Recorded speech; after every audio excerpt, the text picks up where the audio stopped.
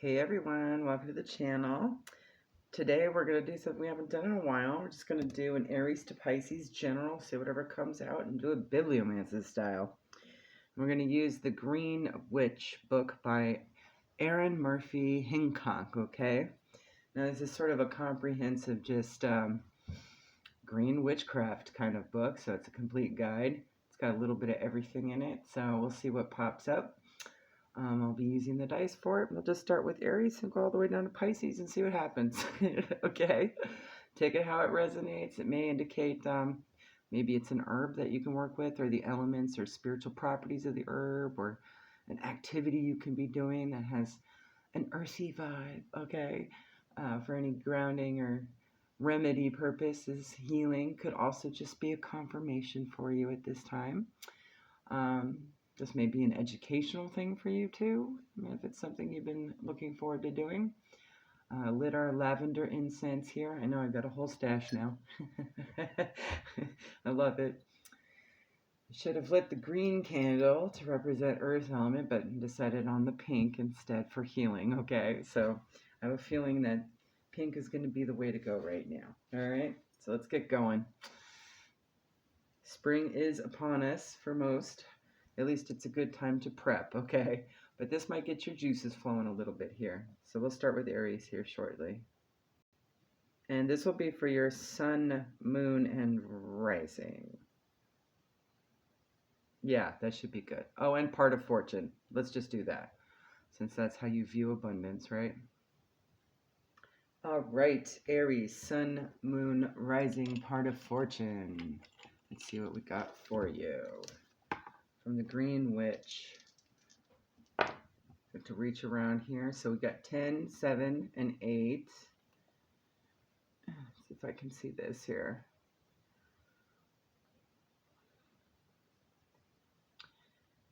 $187 might be significant to you at this time. So let's see what's on page 187. All right. Page 187. Ooh, a recipe for marshmallow tea. All right. Now, of course, it's talking about marshmallow, the plant, okay? There's a whole section on brewing healing tea, so I'll go ahead and read that, okay? A tea is a potion that can be consumed, usually made with water. The basic technique for preparing a tea is by infusion, if you're using leaves or flowers, or decoction if you're using denser herbal materials, such as roots, stems, twigs, or bark. There are many teas available on the market today designed for certain therapeutic benefits, such as stress relief, better sleep, headache relief, and so forth. While you can certainly use these commercial teas, when you create your own, you know exactly what's going into them. You can also avoid herbs to which you are sensitive and use herbs you prefer. Remember that taking anything internally without researching it can be dangerous. These recipes are not intended to be used as authoritative medical advice. They are offered here as folk wisdom. All the following recipes may be made with fresh or dried herbs. If using fresh herbs, increase the amount of plant matter to 1 tablespoon per cup of boiling water for a single serving, and make only enough for as many servings as you intend to prepare right away.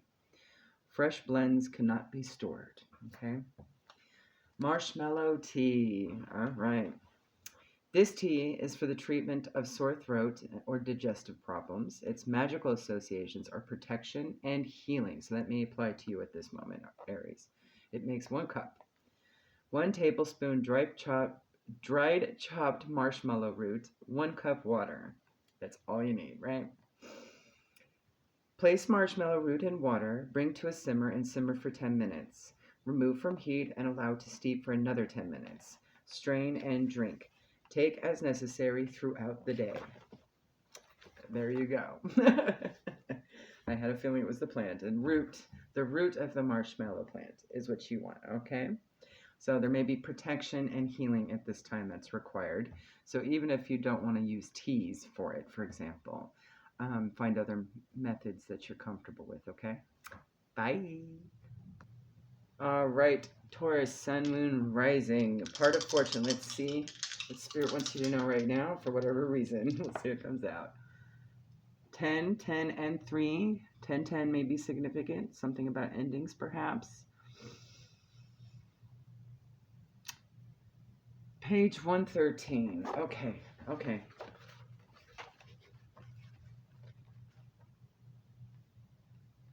Here we go. What's on 113? Oh, interesting. Collecting and using wood. Okay, so maybe trees are going to be significant to you. Maybe it's something ancestral. Maybe wood, using wood might be important at this time in whatever way that you use wood, right? I have wood pieces everywhere for various purposes. This came from a wonderful reader here on YouTube. Love you, Seb. And very special. If I can get everything to stop coming out of the bowl. Okay.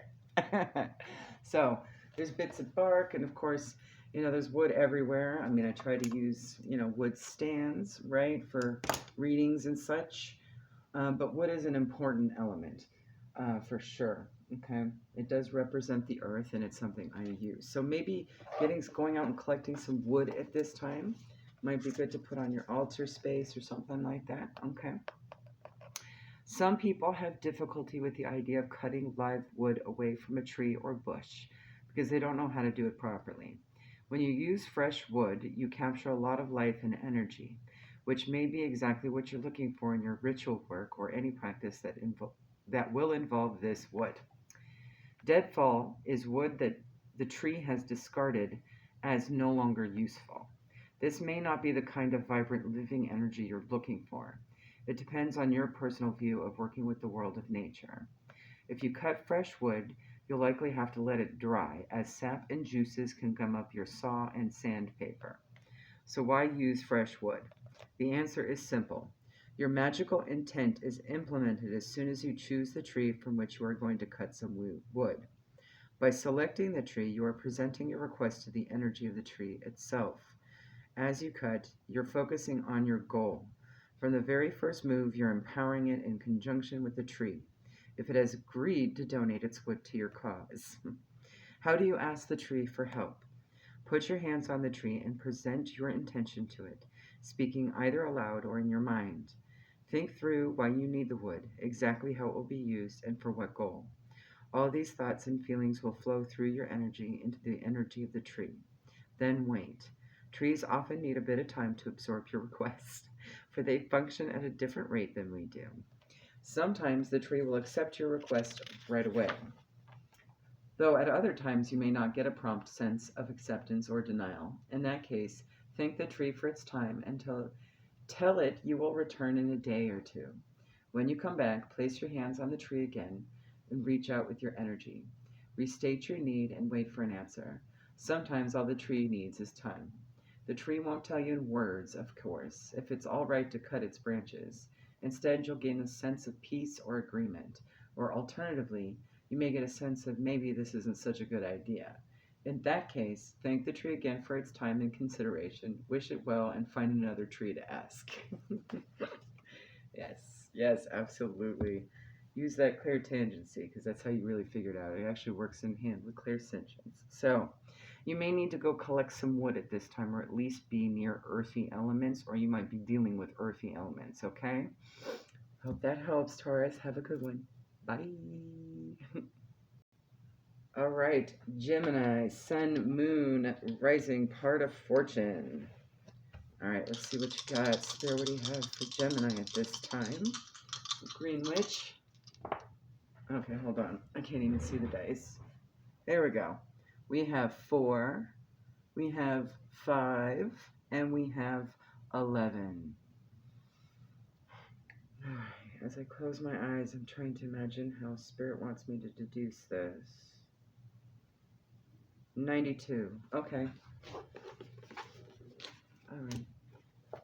So 92 might be significant. That breaks down to an 11. Okay.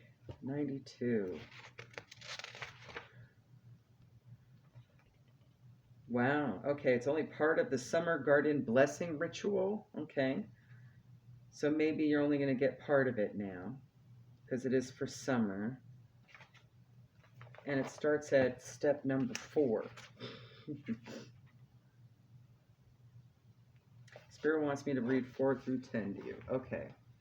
So this may mean something. Take it how it resonates, okay? Lay down the wand or staff in front of your chosen place of offering. Number 4. Take up the stang and insert the single end into the earth firmly so the forked end stands upright and stable. So I guess visualize that. Maybe it's you trying to channel Earth's energy. Okay. Number 5. Sit or kneel in front of the stang and take up one of the flowers. Strip away any leaves or greenery along the stem and trim it to approximately 6 inches long. With your fingernail or knife or scissors, if you prefer, make a small vertical. I know what they're doing. I know what this is. You might be learning propagation this summer. Okay. Make a small vertical slit in the stem about 1 to 2 inches below the petals. Don't make the slit too long. Half inch ought to be enough. Do the same to the other 11 flowers. Number 6, hold the first flower just below the petals. Pick up a second flower and carefully insert the end of the stem into the slit into the first flower.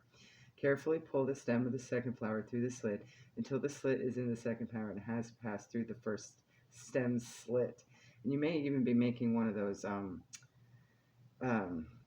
talismans too. That I'm also envisioning a talisman. Pick up a third flower and insert it into the stem of the second flower. Repeat until all 12 flowers have also been inserted into a chain. Also a flower necklace. Gently hang the flower chain on the stang by laying each end over one of the branches so that the middle of the chain forms a gentle swag. If the chain is not long enough, simply hang it over the fork itself. Number 9. In each of the leaves, make a tiny slit in the stem of the leaf.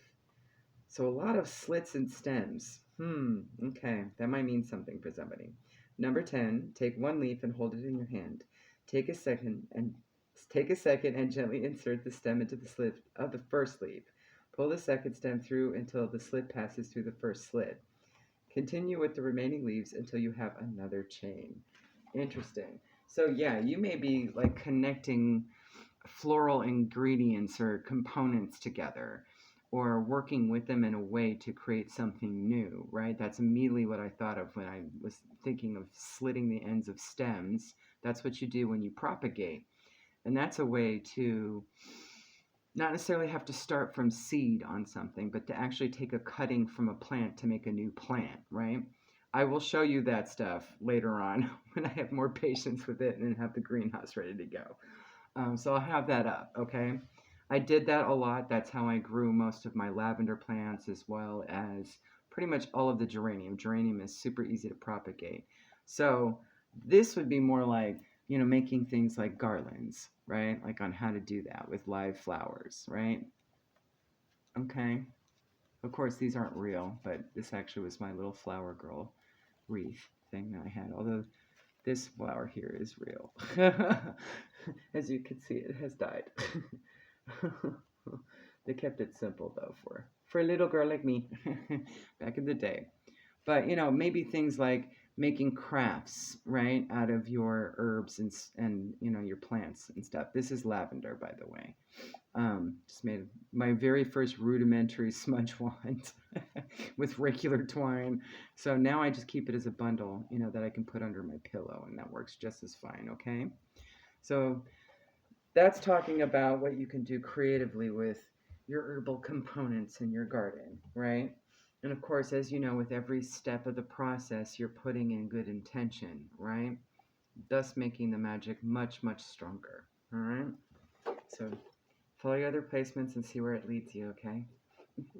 Bye. All right, Cancer, Sun, Moon, Rising, part of fortune. Let's see what Spirit has for you through the Green Witch here. We're learning a lot today already. So follow your other signs, okay? Your other placements. All right. You have 9,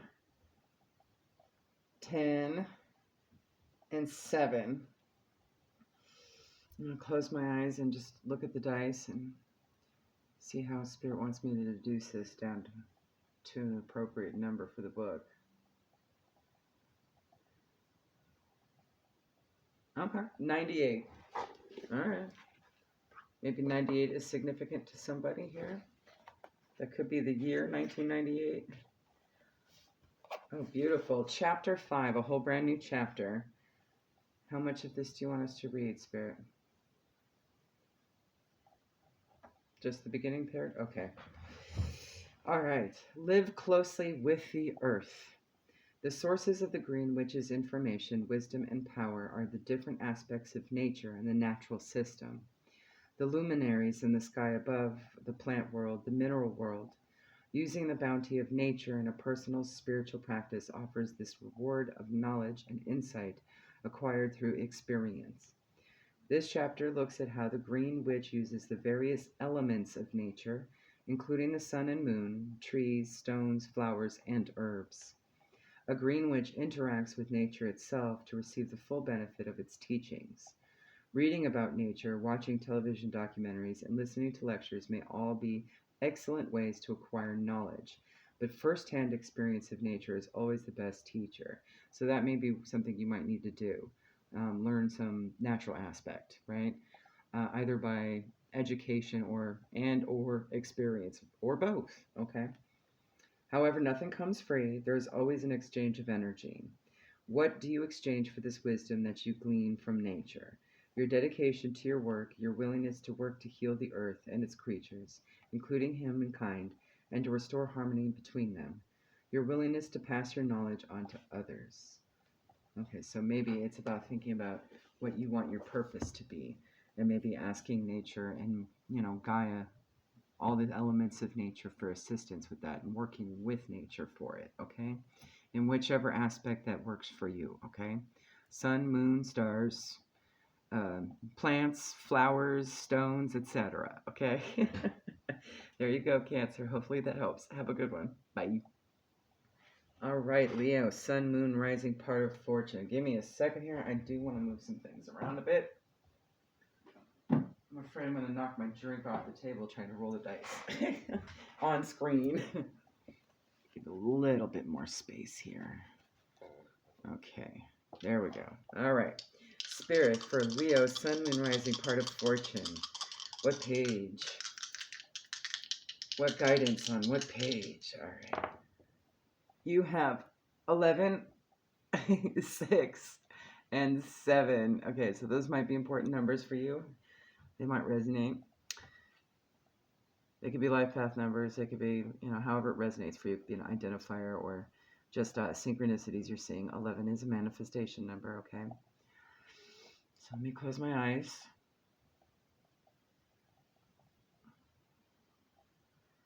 $87. Okay.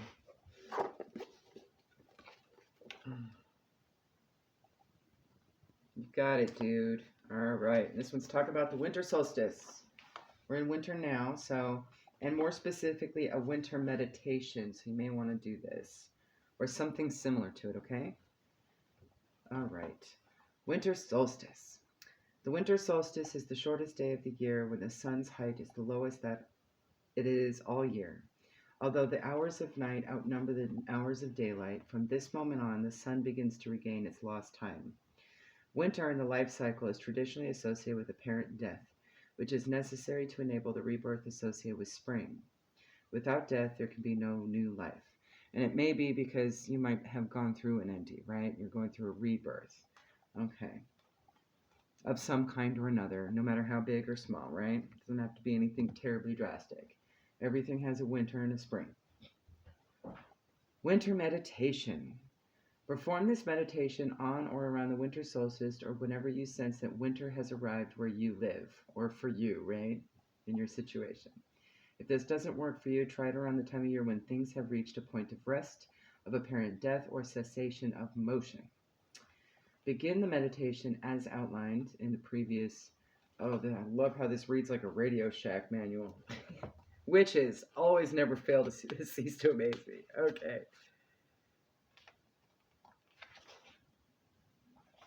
Oh my goodness. And it's like on another page.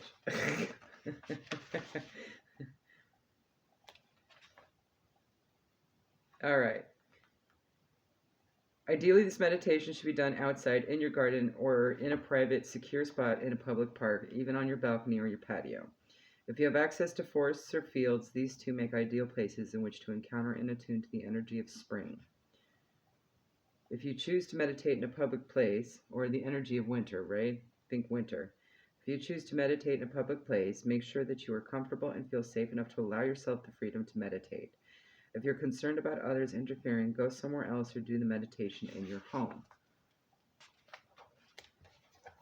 Basically, it's pretty simple. You settle yourself comfortably, close your eyes. Visualize a fine green mist rising from the ground, radiating out from all the growing things around you. Take 3 slow, deep breaths in and out. Each time you inhale, visualize that mist of verdant green energy flowing into your lungs and spreading through your body, bringing with it the feeling of comfort and relaxation. As you exhale, release any tension, stress, or worry you may be feeling.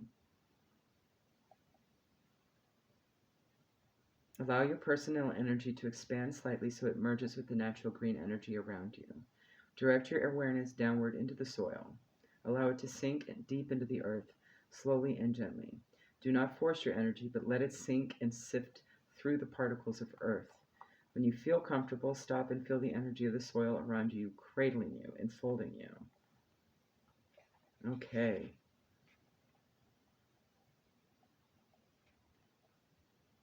All right, here you go. Feel the energy of quiet and stillness that permeates the earth. Reach out and sense the darkness, the feeling of slowness as it flows through roots and stems. Explore the barely perceptible movement of energy through the soil and roots as the world above lies sleeping.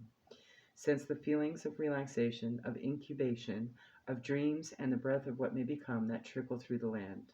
Remain cradled by the energy of the soil as long as you'd like, enjoying the feeling of warm stillness and sleep around you. And then you finish it going back and forth. Wow. All right.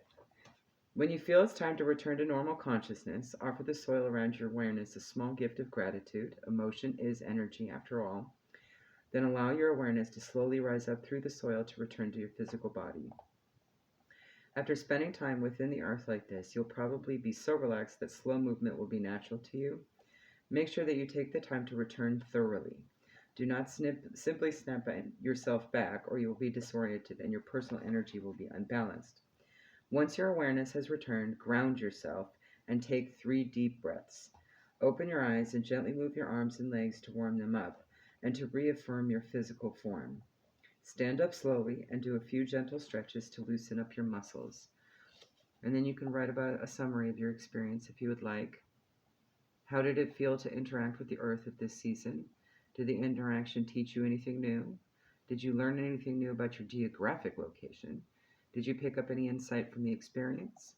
Write down any thoughts, questions, any visions you've had, or any new understandings you may have come to. Make notes on how you feel as the season begins, what the energy of the location you chose felt like, and note the weather, right? In future years, you can make reading notes in your journal and beginning of your seasonal celebration. Wow, that's a cool idea.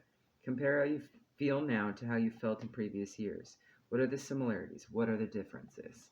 Brilliant. Love it. Let's see if there's anything else. Nope, that's it. There you go. So some kind of seasonal ending meditation for you is needed this time, okay? And if you choose to do that one, you're more than welcome to. All right, have a good one. Bye, Lido.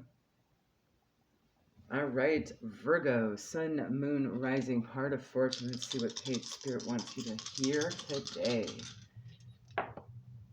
Okay, getting better at not rolling these off the table. 6, 4, and 3 may be significant to you at this time, okay? I'm going to close my eyes and meditate on the dice and see which deduction Spirit wants. 103. Okay.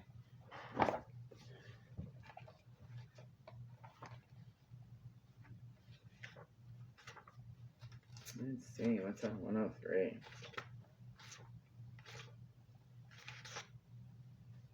All about the moon. Okay, with regards to what?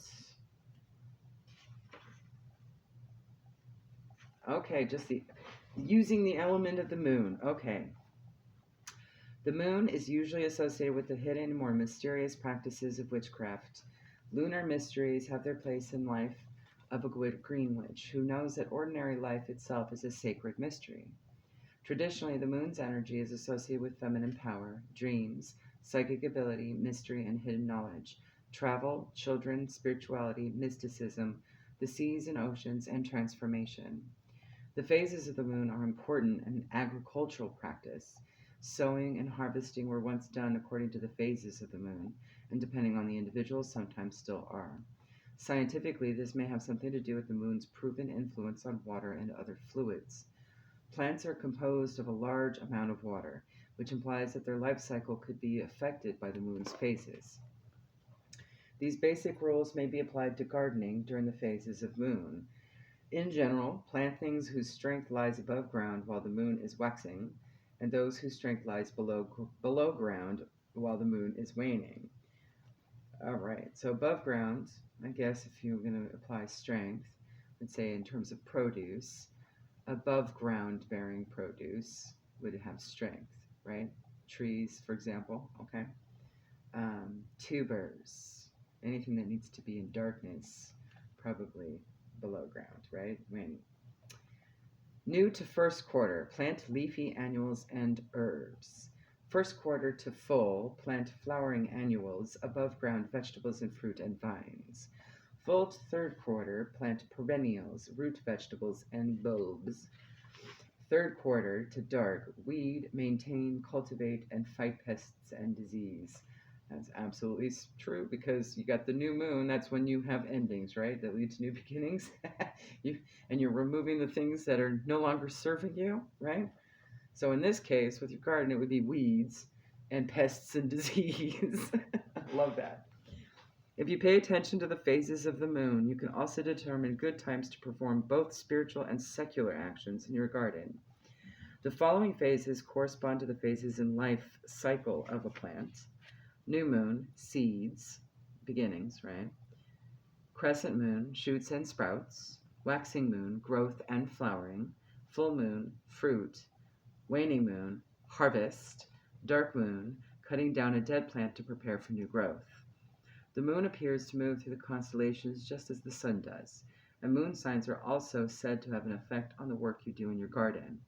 The moon appears to pass through all 12 constellations in approximately 28 days and spends a day and a half to 3 days in each sign. You plant during moon in Cancer, Scorpio, Pisces. So you plant during a water moon, right? And you harvest during a fire moon, Aries, Gemini, Leo, and you cultivate during an earth moon. Interesting. Love it. Any green witch interested in how the plant world responds to the lunar cycle should keep a farmer's almanac handy, which you can also see online, by the way. It is 2023 after all. Meeting the moon.